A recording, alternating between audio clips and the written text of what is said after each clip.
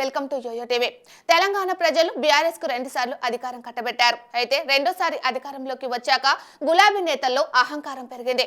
మరోవైపు కింది స్థాయి నేతలు ప్రజలను వేధించడం పెరిగిపోయింది.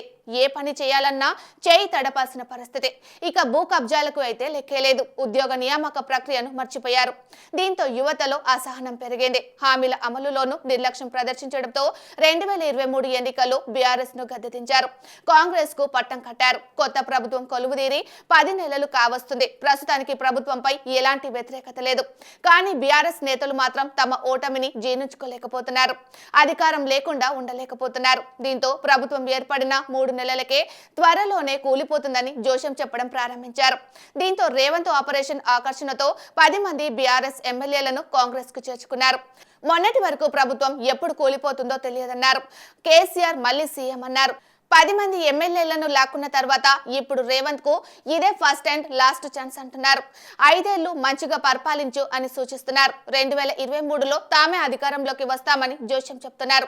సీఎం రేవంత్ రెడ్డి మాత్రం 2023 ఎన్నికలు సెమీఫైనల్స్ మాత్రమే అని, 2028 ఎన్నికల్లో తమకు ఫైనల్ అని అంటున్నారు. 2028లో రాష్ట్రంలో, 2029లో కేంద్రంలో అధికారంలోకి వస్తామని ధీమాగా చెబుతున్నారు. ఇందుకు రేవంత్ రెడ్డి చెప్పే కారణాలు కూడా సహేతుకంగానే ఉన్నాయి. తెలుగు ప్రజలు ఎవరికైనా 10 ఏళ్లు అధికారం ఇస్తున్నారని సీఎం రేవంత్ రెడ్డి చెబుతున్నారు. 1994 నుంచి ఈ సాంప్రదాయం కొనసాగుతుందంటున్నారు. 1994 నుంచి 2004 వరకు ఉమ్మడి ఆంధ్రప్రదేశ్ లో టీడీపీ అధికారంలో ఉంది. తర్వాత 2004 నుంచి 2014 వరకు కాంగ్రెస్ అధికారంలో ఉంది.